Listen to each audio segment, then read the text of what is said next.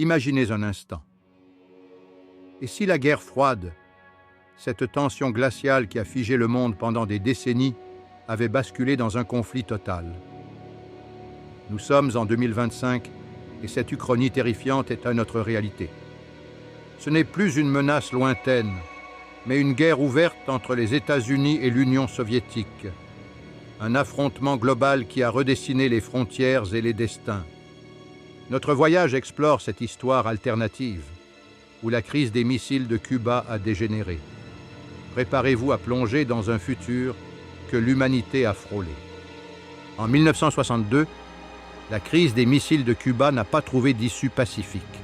La diplomatie a échoué, les lignes rouges ont été franchies. Un sous-marin soviétique, acculé, a lancé une torpille nucléaire. Ce fut l'étincelle qui embrasa le monde. La riposte américaine fut immédiate et dévastatrice. En quelques heures, l'escalade était irréversible. L'Europe, l'Asie et l'Amérique du Nord furent ravagées par les premières frappes.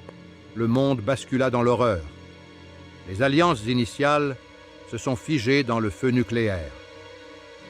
L'OTAN, menée par les États-Unis, regroupait l'Europe de l'Ouest, le Canada et le Japon.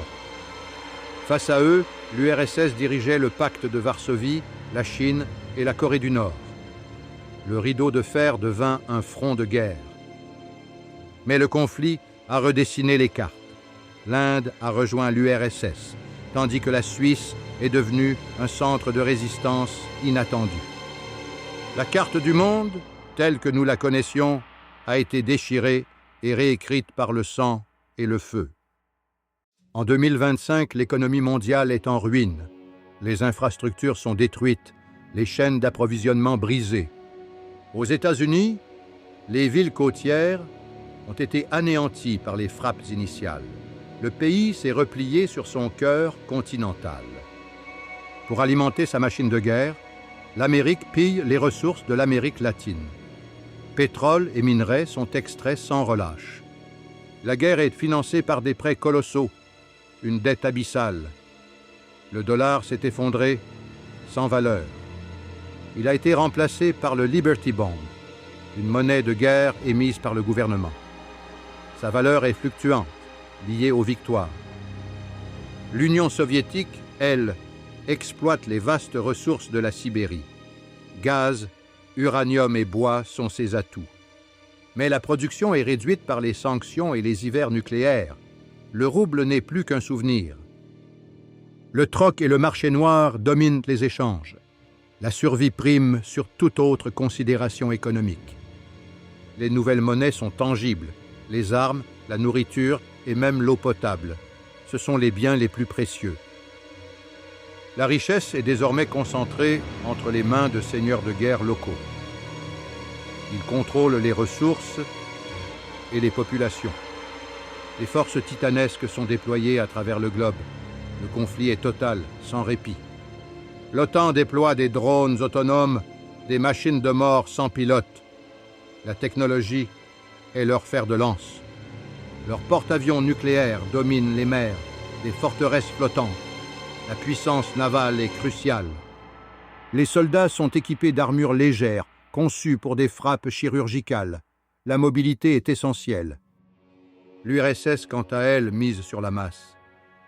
Des légions de chars T-100 déferlent sur les fronts. Des armes chimiques sont utilisées dans les steppes, transformant les paysages en zones mortelles. La guerre est sans pitié. Les alliances sont instables, les trahisons monnaie courante.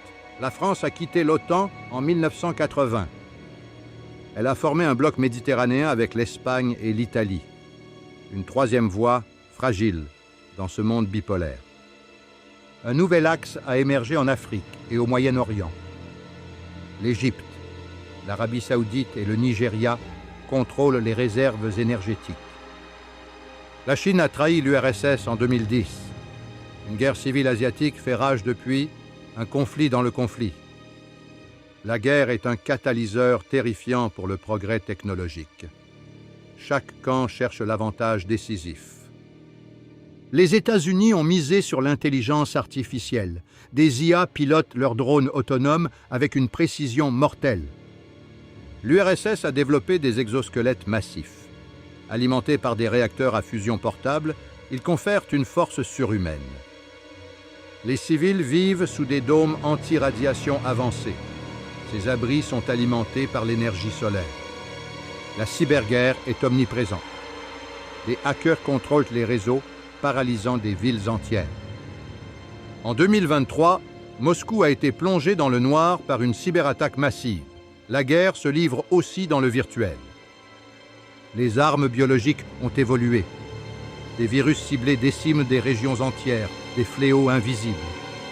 Le paysage technologique est un mélange de science-fiction et de cauchemar. L'humanité a repoussé les limites pour le pire. La société est fracturée, profondément marquée par des décennies de guerre. La vie est une lutte constante.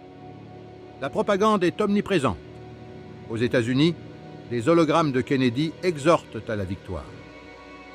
En URSS, des statues colossales de Lénine rappellent la grandeur passée. Les esprits sont endoctrinés. Un mouvement de résistance souterrain a émergé. Ils utilisent des radios pirates pour diffuser la vérité. Les enfants sont entraînés au combat dès l'âge de 12 ans. Ils grandissent sans connaître la paix. Les arts et la culture se sont adaptés. Ils se concentrent sur les thèmes de la survie, de la résilience. En 2025, un cessez-le-feu fragile est en place. Une pause précaire dans un conflit sans fin. Abonne-toi et partage en commentaire. Paix sur vous et merci pour votre soutien.